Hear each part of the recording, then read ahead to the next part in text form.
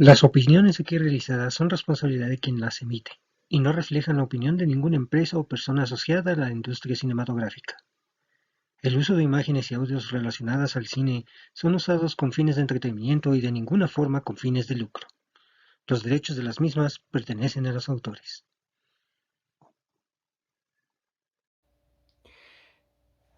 El cine musical es aquel que provee canciones o temas musicales como una parte fundamental en el desarrollo de la historia a contar. Las películas musicales abarcan géneros o ritmos que están de moda, biografías y adaptaciones. Sin duda alguna, la música en el cine es tan importante que la primera película parcialmente sonora fue El cantante de jazz de 1927. Para algunos críticos, el cine musical solo es para otorgarle a la audiencia un espectáculo que en muchas ocasiones solo puede ser presenciado de esta manera. Para otros, el montar en un espacio de tiempo determinado coreografías, escenarios y melodías es todo un arte tan profesional que la de una película de drama. ¿Qué tal, amigos? Llegamos al 10. Sí, 10 capítulos del podcast Quique Cinéfilo, donde hablamos de cine y un poquito más. Quiero agradecer a todos ustedes por apoyar este proyecto. Sé que hay muchos errores en ello, pero cada capítulo está siendo mejor que el anterior. E iremos mejorando a medida que crezca este programa. Pero a darle que es mole de olla, como dicen por ahí, así que empezamos.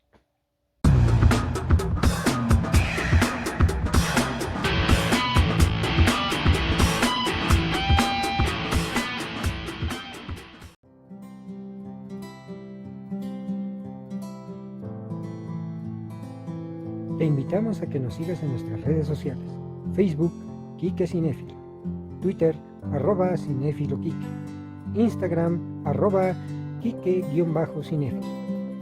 Búscanos en nuestra página de YouTube, Quique Cinéfilo. Dale a la campanita y suscríbete. Y escúchanos en Spotify. A finales de la década de los años 20, nace una nueva forma de expresión artística: el cine musical. Los cineastas de la época empezaron a darse cuenta de las necesidades y posibilidades artísticas únicas que ofrecía este nuevo género fílmico. Fue un género que tuvo una gran aceptación desde el principio por parte del público en general, ya que después de la Primera Guerra Mundial, este estaba ávido de espectáculo, baile y melodías fáciles de recordar.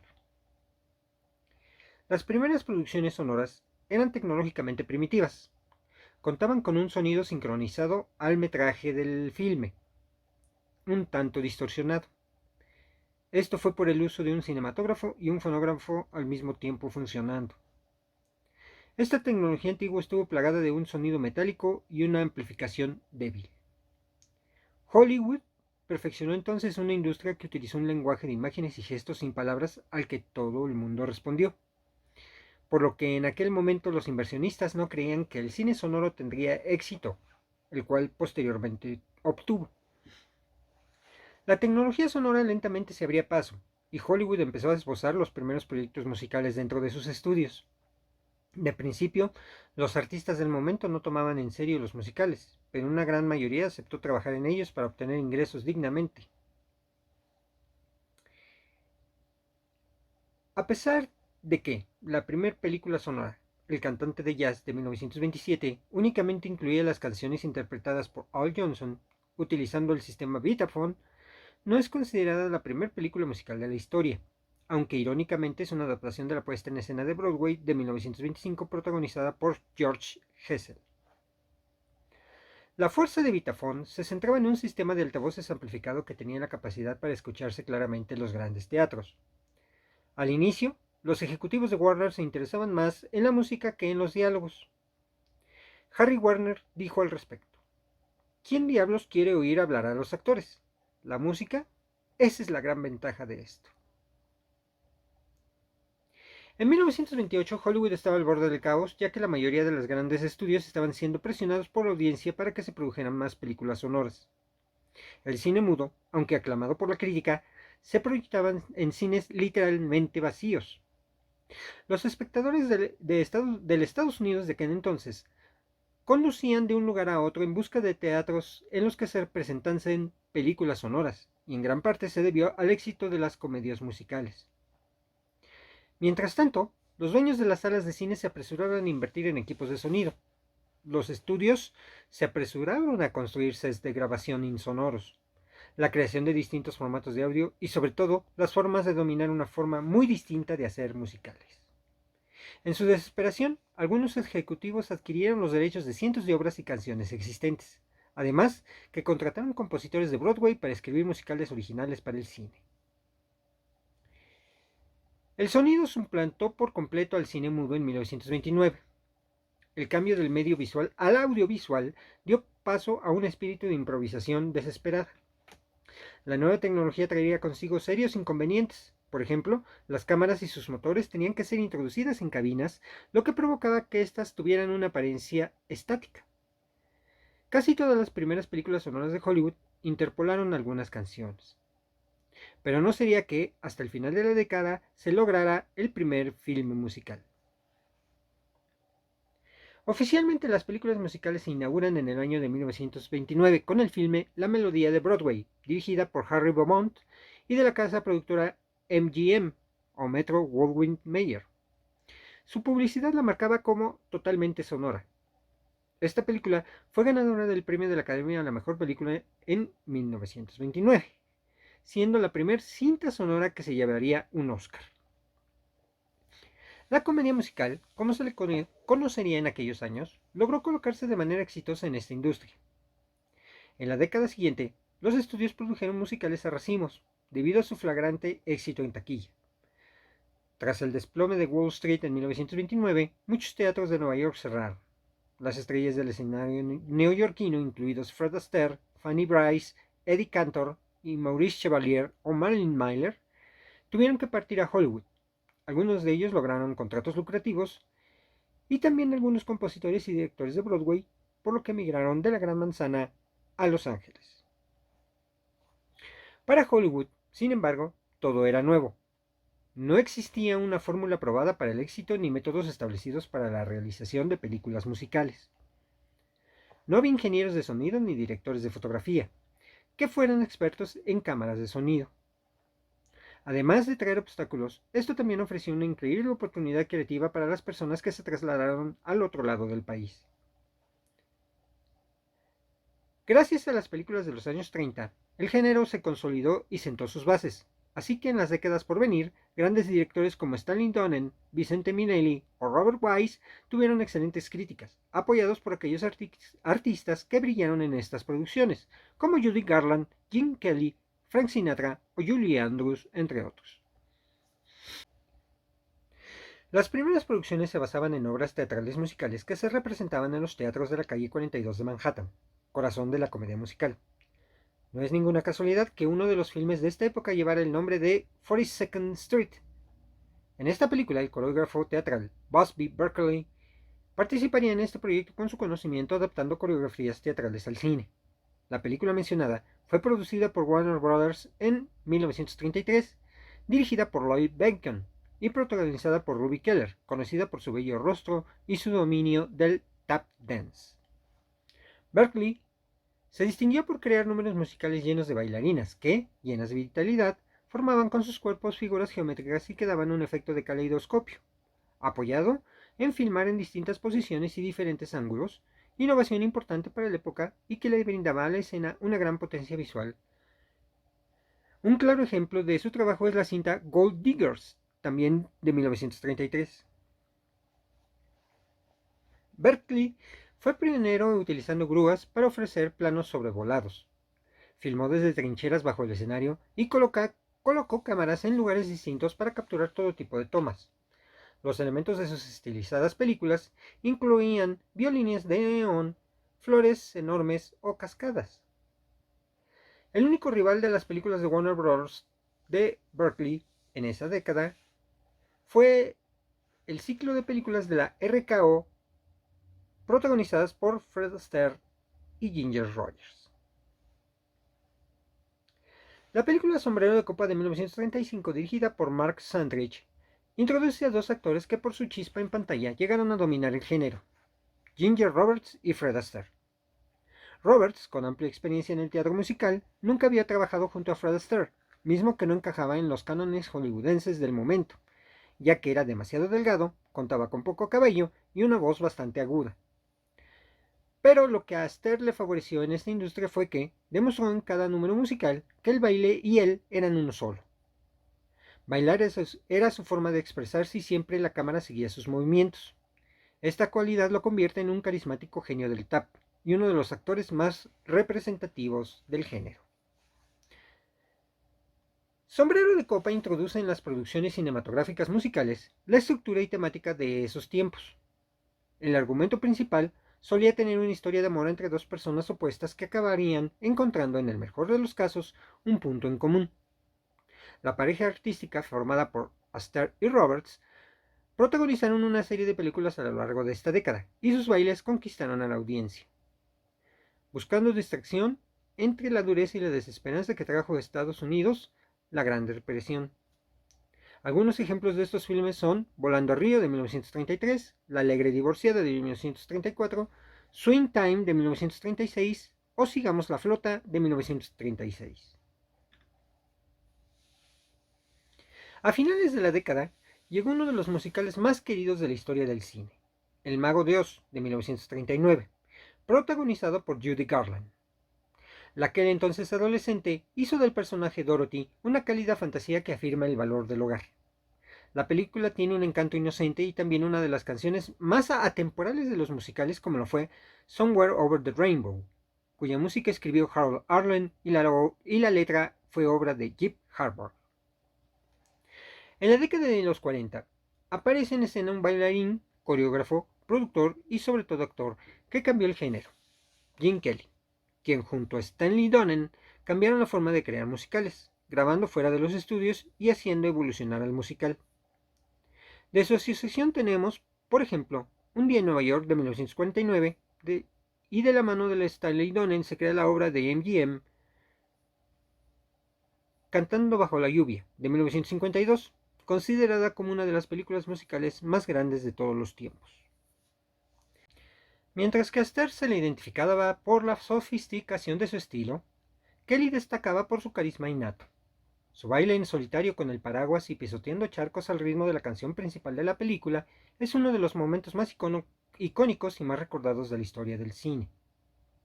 En la década de 1950, el género estaba en el gusto de la gran mayoría del público, tanto como el drama o el western, y por tanto fue su mejor época. Algunos artistas que brillarían en esa década fueron Elvis Presley, Frank Sinatra, Bing Crosby y Grace Kelly. Otro personaje que se introdujo en la comedia musical y labró gran parte de su reconocimiento con ella fue Vincent Minnelli, con Un americano en París y Melodías de Broadway, ambas de 1953. En esta década, estrellas de la industria que no habían participado en el cine musical se decidían a participar en uno. Por ejemplo, Doris Day encontró su mejor momento artístico al interpretar su personaje Jane de la película del mismo nombre de 1953, o la rubia y eterna Marilyn Monroe, quien alcanzaría el estrellato supremo en Los caballeros las prefieren rubias del mismo año. En los años 50, los musicales que tuvieron mayor éxito tanto con la crítica como con la audiencia fueron Oklahoma de 1955, Carrusel de 1956, El Rey y Yo de 1956 y Al Sur del Pacífico de 1958. El camino del cine musical de Hollywood continuaba en plenitud a principios de los años 60. La versión cinematográfica de West Side Story de 1961 debe su éxito en la gran pantalla a la decisión de conservar intacta la música de Leonard Bernstein y las letras de Stephen Sondheim, quienes habían creado para Broadway. Sin embargo, la era del cine musical empezaba a llegar a su ocaso cinematográfico. Poco a poco, el público empezó a cansarse de tanto musical en pantalla, por lo que la audiencia empezó a acercarse a otros géneros cinematográficos. Pese a ello, algunos filmes de este género sobrevivieron al ocaso del mismo. Los ejemplos son La novicia rebelde de 1965, que ganó 5 premios de la Academia, incluyendo el de Mejor Película, Oliver de 1968, A Funny Girl de 1968. Estos dos últimos adaptaciones directas de las obras de Broadway. Entre los años 1970 y 1990, el cine musical empezó a decaer considerablemente y sus producciones se redujeron al mínimo. Los principales estudios de Hollywood veían el género como algo ya lejano, tal y como pasó con las producciones de los westerns y los spaghetti westerns. Hollywood no abandonaría el género de manera definitiva. Aunque las producciones eran ínfimas, una parte de la audiencia que gustaba del cine musical pensó en una posible salvación del género gracias a películas como Cabaret de 1972 o All That Jazz de 1979, ambas protagonizadas por Liza Minnelli. Hair de 1979 del director Milos Forman, A Star is Born con las actuaciones de Barbra Streisand y Kris Kristofferson, o Jesucristo Superestrella de 1973. Estas películas alcanzan un destacado éxito de taquilla y público en esa década. Para 1977, en un desesperado intento por retomar la musicalidad y teatralidad del cine, se lanza la película Fiebre de Sábado por la Noche, aprovechando el éxito de la música disco y la popularidad del grupo Bee Gees. En esta década llegaría uno de los clásicos más populares del género. De la mano de John Travolta y Olivia Newton-John, el fenómeno de Grease de 1978 está vigente al día de hoy, gracias a la infinidad de representaciones que se han hecho de esta película. En la década de 1980 se producen diversos musicales que tuvieron distintos resultados. Fama de 1980 de Alan Parker, musical que puso el margen entre los años 70 y 80 con todos los excesos y defectos, una efectiva banda sonora y magníficas coreografías. Flashdance de 1983 es una taquillera cinta cuyas virtudes residen en la belleza de Jennifer Bells y la banda sonora de Giorgio Moroder. Canciones inolvidables de esta cinta fueron What a Feeling, ganadora del Oscar, y Maniac, éxito número 1 en la radio. Footloose, de 1984, quien aprovechando el boom de la música en televisión mediante los videoclips, tuvo su momento de gloria al transmitir la libertad a la hora de bailar. Un éxito taquillero, con trama incluido y con una pegajosa banda sonora, combinando sensuales canciones con los rítmicos bailes protagonizados por Patrick Swayze y Jennifer Grey, siendo además ganadora del Oscar a una mejor canción. Dirty Dancing de 1987 es ya considerado un clásico del género y de la década. Un musical que combina tanto la música, las persecuciones a alta velocidad y mucho humor fue Los Hermanos Caradura, The Blues Brothers de 1980. Llena de música negra, blues, soul y gospel, apalancaría en la fama a sus protagonistas Dan Aykroyd y el desaparecido monstruo de la comedia John Belushi. Un genial musical a la antigua es Victor Victoria de 1982 de Blake Edwards, una divertida comedia musical de toque elegante y excelente banda sonora del maestro Henry Mancini, donde, por primera vez en el cine musical, se trata el homosexualismo en conjunto con enredos cómicos y números musicales inolvidables. La productora de The Walt Disney Company aprovecha el hoyo al final de la década para lanzar La Sirenita de 1989, con la que ganaría un Oscar y reafirmaría su estilo de combinar sus historias con números musicales que amarran la historia. Con la entrada del siglo XXI, Hollywood volvió a sus raíces en cuanto al género musical se refería. El musical volvía a contar con una frescura en pantalla, tal y como lo pudo tener en su momento más esplendoroso. Muchas películas de principios de los 2000 fueron absolutos taquillazos, que a su vez estuvieron peleando e incluso ganando estatuillas en la ceremonia del Oscar. Moulin Rouge, de 2001, fue un absoluto éxito en taquilla, que devolvía ese aire nostálgico y romántico al musical. Después llegarían películas como Chicago, de 2002, que se alzaría con el Oscar a Mejor Película. Y en lo que se refiere a Disney, siguió con su producción musical enfocada a un público joven y también juvenil con el lanzamiento de las películas de High School Musical. La franquicia buscaba abarcar más edades con decisiones como las de esta saga. En la animación, Disney siguió cosechando éxitos con sus musicales, como películas como La Princesa y el Sapo de 2010, Enredados de 2010 o Frozen de 2013. En Hollywood también se ha querido traer de vuelta al cine musical y han habido varias películas que han llegado a triunfar con notoriedad. Mamma Mía de 2008, Los Miserables de 2012 o La La Land de 2016. Todas ellas fueron aclamadas tanto por el público como por la crítica especializada. En esta parte vamos a resaltar las principales características con las que cuentan las obras musicales de Hollywood, qué es lo que se buscaba por parte de los productores y realizadores.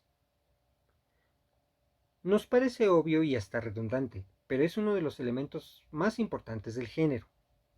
Buenos números musicales, fáciles y melódicos, que hicieran cantar y bailar a los espectadores.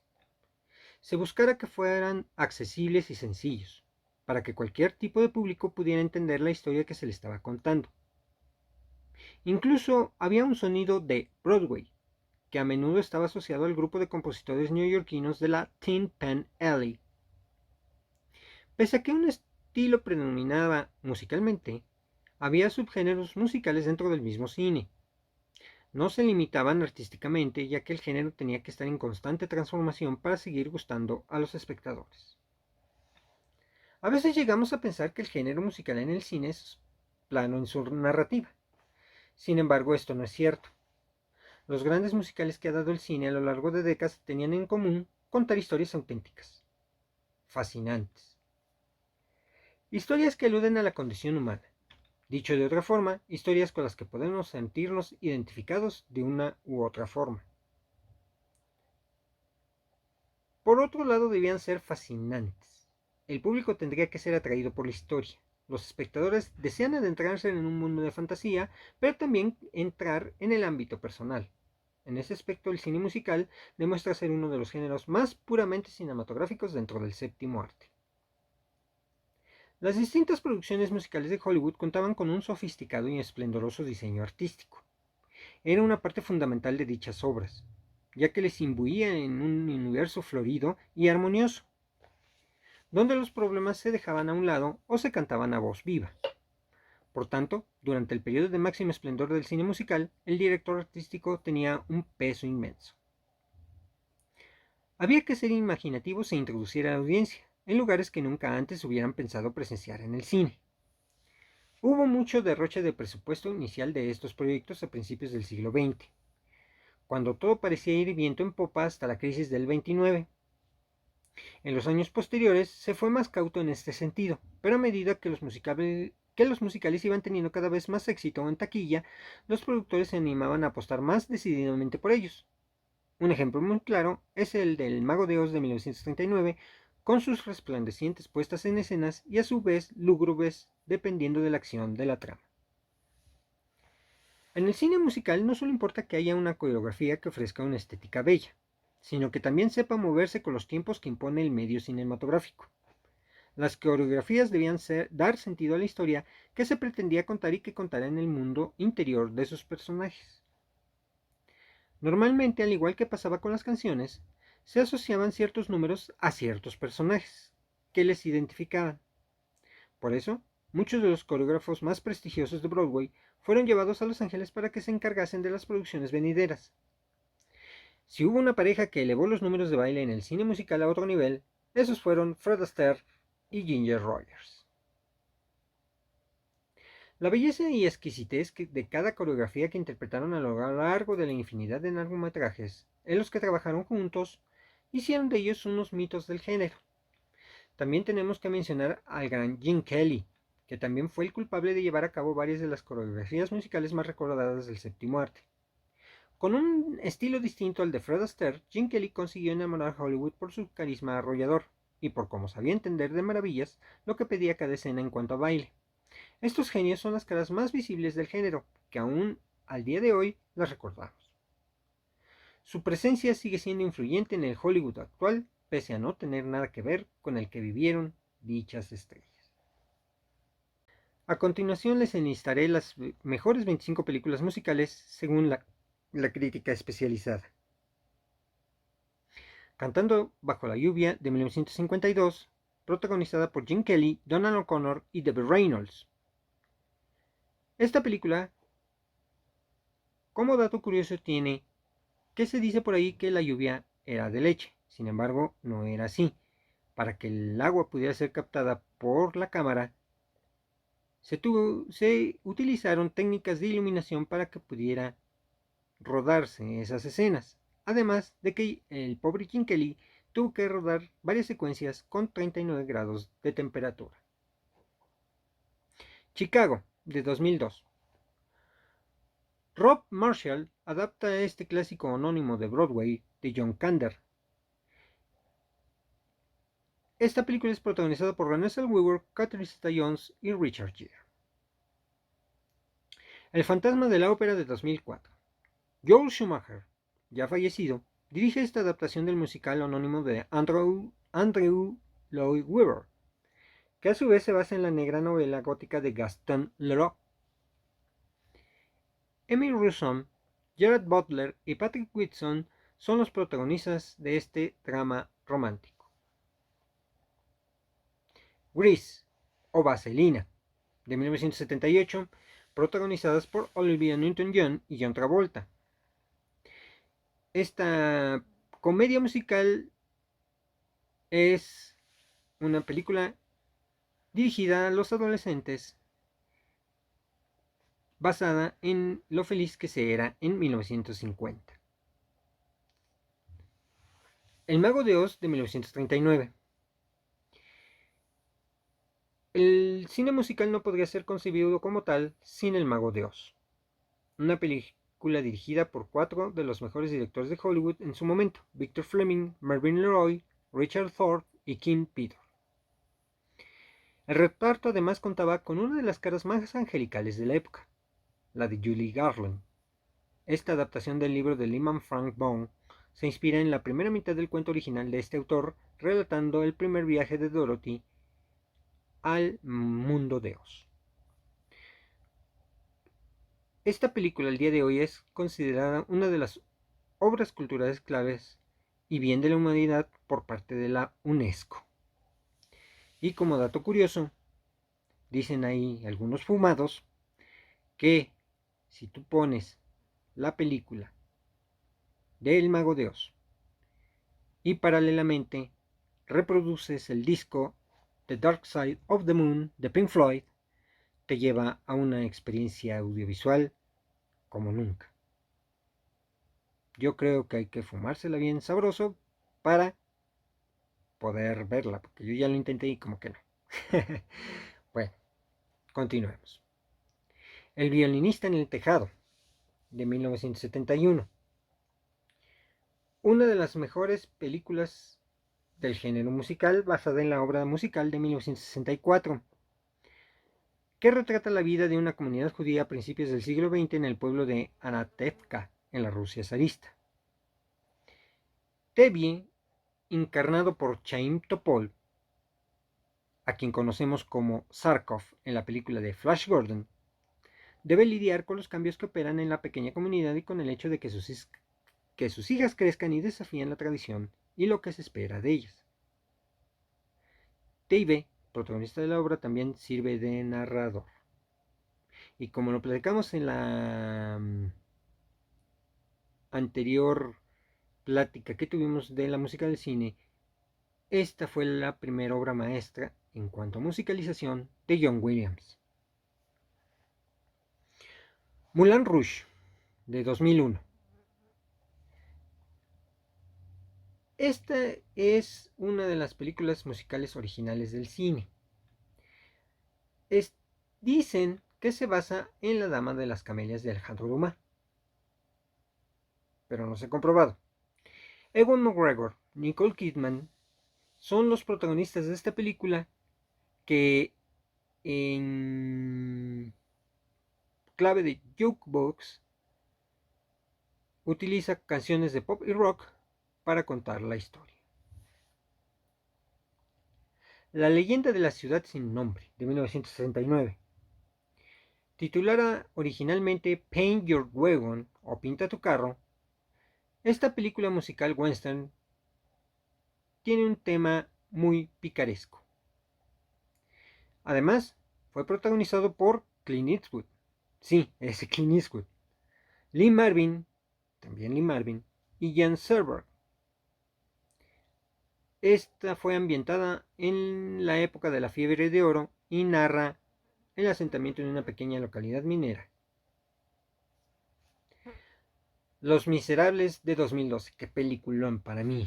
Es una de las mejores películas musicales que hay, porque además, bueno, vamos a continuar, bueno, no, sí, lo voy a decir. Además, las actuaciones que tienen ahí Hugh Jackman, Russell Crowe, Anne Hathaway, Sacha Baron Cohen, híjole, y todo el demás reparto que es increíble, dieron una gran presencia a a este clásico musical que además pues es una adaptación de una novela de Alejandro Dumas, La Mesa. Se los recomiendo mucho. Cabaret de 1972. Esta película está basada en el libro Adiós a Berlín de 1939 que se ambienta en la Alemania de entreguerras, o sea, entre la Primera y Segunda Guerra Mundial, y se sitúa un poco antes del ascenso del partido nazi al poder. Esta historia narra una tórrida relación entre un estudiante de Cambridge, interpretado por Michael York, y una cabaretera, la cual le da vida Lisa Minnelli. Los productores de 2005, Mel Brooks, se reversiona a sí mismo adaptando la obra musical que a su vez se basa en una de sus primeras películas tituladas también Los Productores. Esta sátira musical del mundo de teatro y de Broadway contó con un reparto muy padre. Nathan Lane, Matthew Broderick, Uma Thurman, Will Ferrell y John Barrowman.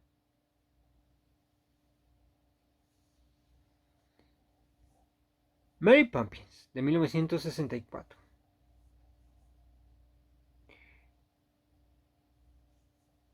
La autora P.L. Travers dio su brazo a torcer para que su obra literaria fuera adaptada musicalmente por Robert Stevenson, director de la cinta. Esta película ganó los premios Oscar para Julie Andrews como mejor actriz, actriz principal, mejor canción, mejores efectos visuales, mejor edición y mejor adaptación. My Fair Lady, de 1964. Rex Harrison y Audrey Hepburn protagonizan esta adaptación de la obra de teatro que a su vez se basa en la novela Pygmalion de 1913. Por cierto, en esta película no canta Audrey Hepburn, sino una cantante que grabó los temas en estudio. De hecho, Audrey Hepburn sustituyó a Julie Andrews, quien estaba considerada para esta película, pero en ese momento estaba rodando Mary Poppins. Por lo tanto, Audrey Hepburn la filmó, a lo cual su actuación se llenó de críticas hacia su persona. La novicia rebelde de 1965. Esta actriz, Julie Andrews, hizo este otro musical conocido en su versión original como The Sound of Music. Se basa en una historia pseudo-ficticia de la verdadera familia Von Trapp. La trama narra como una novicia que se va de institutriz a la casa del viudo barón Von Trapp y acaba convirtiéndose en la niñera y mejor amiga de los hijos de este. Esa es la historia de The Sound of Music o La novicia rebelde. Otra película interesante es The Rocky Horror Picture Show de 1975, o La tendita de los horrores, como se le conoce en México. La obra parodiaba el género de las cintas de serie B. Ya hablaremos de ellas. Una jovencísima Susan Sarandon ejercía de heroína, algo ñoña y mosquita muerta, mientras Tim Curry, sí, aquel que interpretó a It, eso,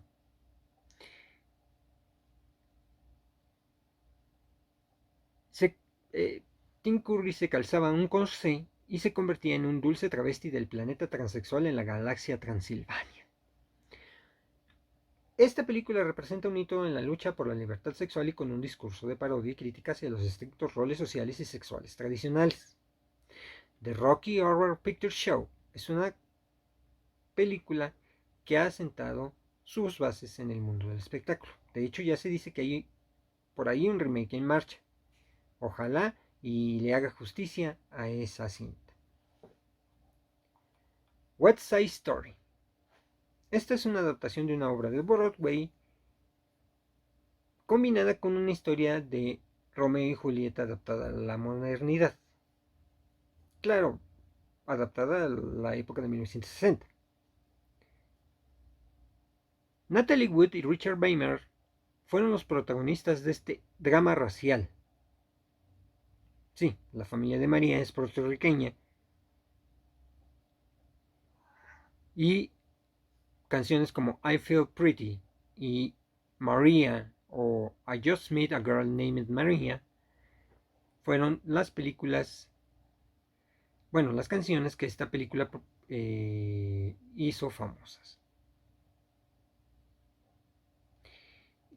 Esta película va a causar polémica en el momento que la nombre. South Park, más grande, más larga y sin cortes, de 1999. Trey Park y Matt Stone, creadores de esta serie, lograron llevar a la pantalla a sus personajes parodiando a todos los musicales habidos y por haber. Obviamente, este soundtrack se convirtió en uno de los más vendidos hasta el momento. Es grotesca, con mucha crítica social, por cierto, pero pues no a muchos les gusta South Park. A mí me encanta South Park. Esperemos que a South Park pues la llenen. No la dejen de producir, ya lleva casi 30 años, igual que Los Simpsons, es de las pocas series que aún continúan en la televisión a pesar de los años. South Park. La La Land de 2016. La trama de esta película es el encuentro entre Mia, una cantante aspirante, y Sebastián, un pianista que no tiene trabajo, protagonizados por Emma Stone y Ryan Gosling. Para mí no tendría por qué estar en esta lista, tendría que estar otras, pero pues bueno, es lo que la crítica nos tiene. La La Land de hecho ganó Oscars. De hecho la mejor película. Bueno, aquí se puede considerar como dos porque son dos distintas. Una de las más famosas, si no quizá la más famosa de todas las películas producidas por Disney, tanto en caricaturas como en live action, es La Bella y la Bestia. De caricaturas de 1991 o de animación de 1991 y de 2007 la de live action. La música que Alan Menken compuso para estas cintas pues han sido también consideradas para el Oscar, ganaron el Oscar en 1991, pero también es uno de los soundtracks más vendidos a nivel internacional. Mamma Mía de 2008. Y esta es la última mención. Este musical basado en las canciones de ABBA es protagonizada por Meryl Streep, Pierce Brosnan, Colin Firth, Stellan Skarsgård y Amanda Seyfried. Obviamente está dirigida a aquellos fans del grupo sueco ABBA, aquel grupo que en su momento nos hizo vibrar con canciones como Chiquitita, El ganador se lo lleva todo y todos esos éxitos. Entonces esta película, que también tiene una segunda parte, pues lleva pues una mención muy buena, ¿no? Sobre todo, como les digo, por ser de base el grupo ABBA. Y bueno,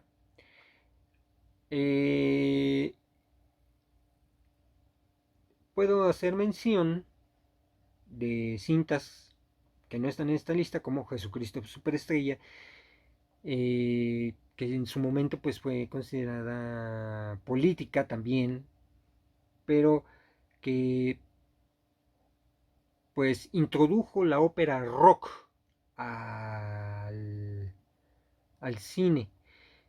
Está la película de Tommy, que también es un filme basado en las canciones o en algún disco del conjunto llamado The Who, inglés.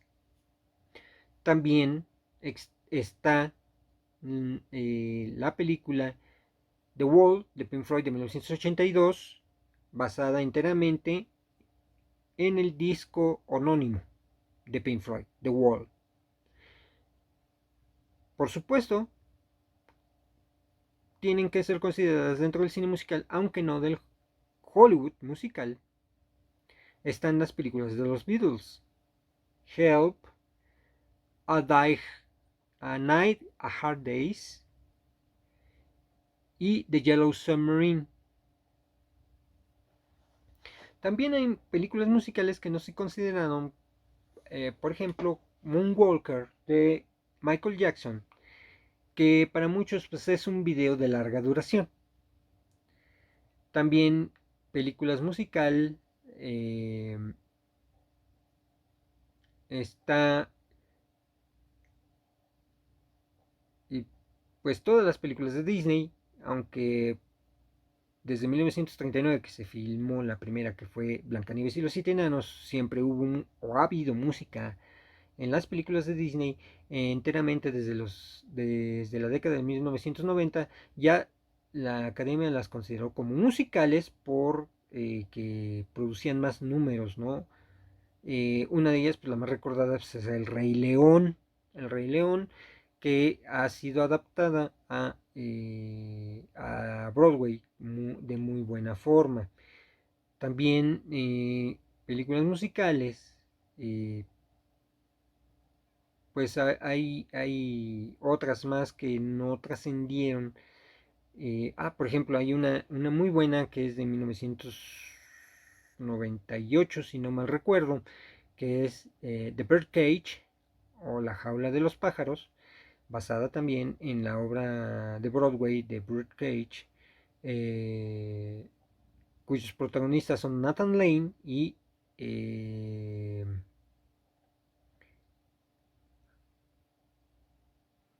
se me olvidó el nombre de este señor. Robin Williams.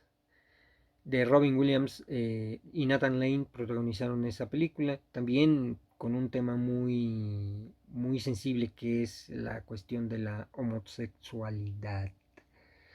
Y bien, pues hemos llegado al final de este capítulo, no sin antes mencionar que la próxima semana hablaremos de los premios Oscar, que para entonces de publicado este programa ya se estén o hayan llevado a cabo. Igualmente daremos cuenta de un pequeño repaso de los temas que hemos visto hasta el momento.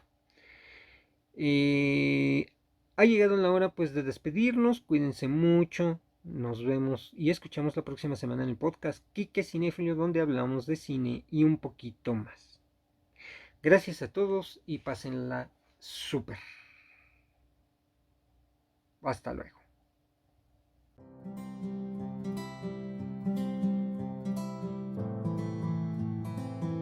Te invitamos a que nos sigas en nuestras redes sociales: Facebook, Quique Cinéfilo; Twitter, @cinéfiloquique; Instagram, @quique_cinéfilo. Búscanos en nuestra página de YouTube, Quique Cinéfilo. Dale a la campanita y suscríbete. Y escúchanos en Spotify.